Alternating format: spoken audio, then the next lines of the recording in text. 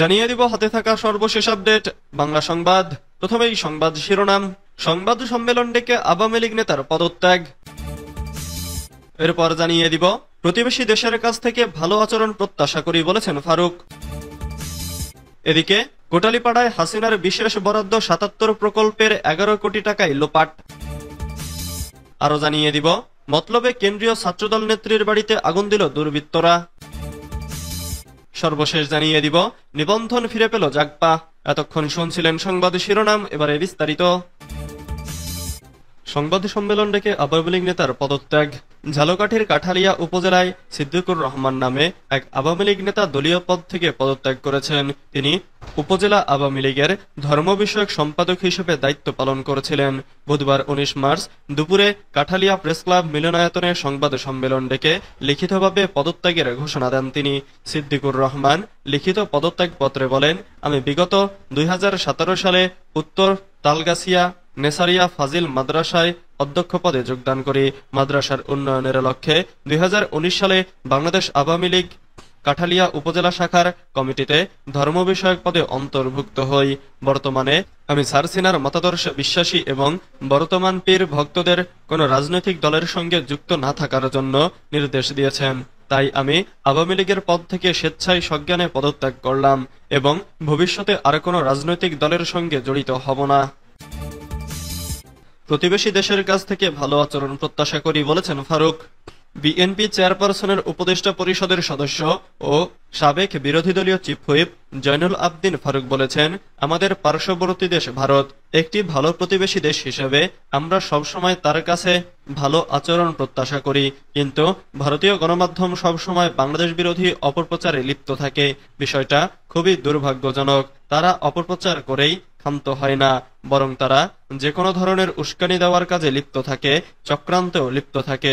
বুধবার ১৯ মার্চ সকালে রাজধানীর শেরেবাংলা নগরে বিএনপির প্রতিষ্ঠাতা শহীদ রাষ্ট্রপতি জিয়াউর রহমানের মাজারে পুষ্পস্তবক অর্পণ শেষে এসব কথা বলেন তিনি। বাংলাদেশ জাতীয়তাবাদী সাংস্কৃতিক দলের ১৭তম প্রতিষ্ঠাবার্ষিকী উপলক্ষে সংগঠনের সভাপতি হুমায়ুন কবির ব্যাপারী সহ নেতাকর্মীদের নিয়ে জিয়াউর রহমানের মাজারে এই শ্রদ্ধা জানান জয়নুল আবদিন ফারুক। বিএনপি চেয়ারপারসনের এ উপদেষ্টা আরো বলেন, একটা সংঘবদ্ধ গোষ্ঠী নানা উছিলা দিয়ে দেশের পরিস্থিতি অস্বাভাবিক করার চেষ্টা চালিয়ে যাচ্ছে। হঠাৎ হঠাৎ এমন সব বিষয় সামনে আসছে যা বর্তমান অন্তর্বর্তী সরকারের জন্য বিব্রতকর।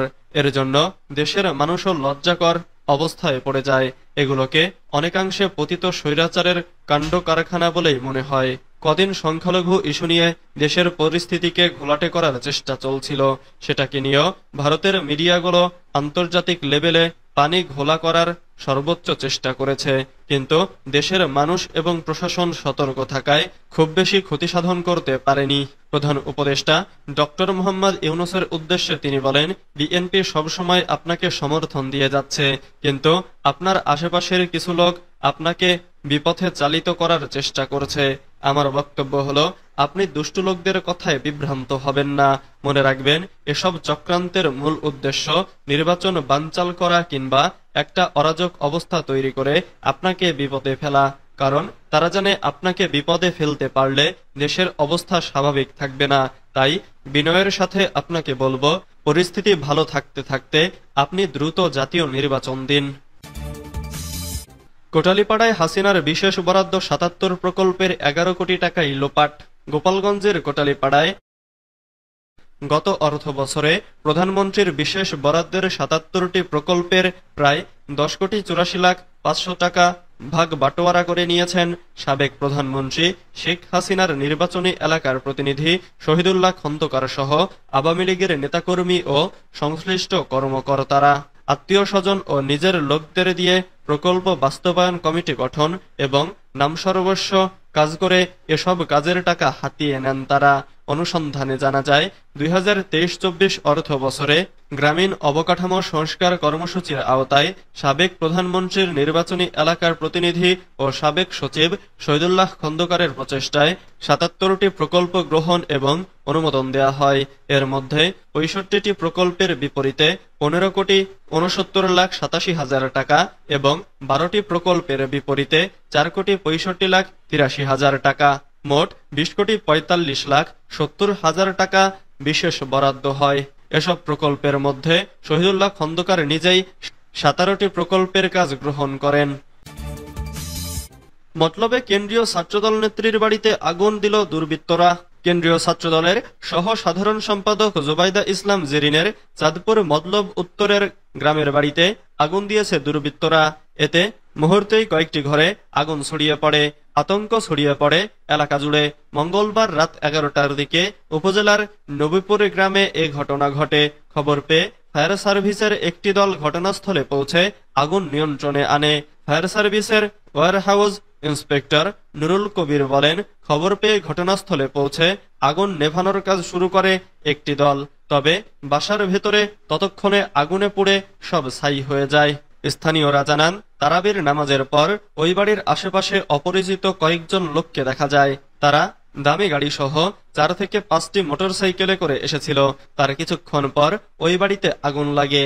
আগুনের খবর ছড়িয়ে পড়লে বিএনপির বিভিন্ন পর্যায়ের নেতাকর্মীরা ঘটনাস্থলে ছুটে যান। এ সময় ক্ষোভ প্রকাশ করে হামলাকারীদের শনাক্ত করে বিচারের দাবি করেন তারা। জুবাইদা ইসলাম জেরিন বলেন, স্থানীয় আওয়ামী লীগের লোকজনই আমার বাড়িতে আগুন দিয়েছে। নিবন্ধন ফিরে পেল জাগবা।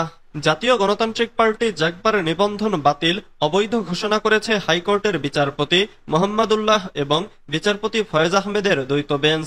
এই রায়ের মাধ্যমে 36 নম্বর নিবন্ধন ফিরে পেল জাগবা। জাতীয় গণতান্ত্রিক পার্টি 1980 সালের 6 এপ্রিল শফিউল আলম প্রধানের নেতৃত্বে যাত্রা শুরু করে। রাজনৈতিক দল নিবন্ধন বিধিমালা অনুযায়ী 2008 সালের 20 নভেম্বর জাগবা নির্বাচন কমিশন থেকে নিবন্ধন লাভ করে। এক যুগেরও বেশি সময় অতিবাহিত হওয়ার পর 2021 সালের 1 ফেব্রুয়ারি নির্বাচন কমিশন জাগবার নিবন্ধন বাতিল করে। আজ প্রায় 4 বছর 2 মাস পরে জাগবা নিবন্ধন ফিরে পেল। তাৎক্ষণিক অনুভূতিতে জাগবা সভাপতি ব্যারিস্টার তাসমিয়া প্রধান বলেন, মহান রব্বুল আলামিনের দরবারে শুকরিয়া আদায় করেছি। আমরা আমাদের রাজনৈতিক অধিকার ফিরে পেয়েছি। দেশ ও জনগণের প্রয়োজনে জাগবার সংগ্রাম চলবে।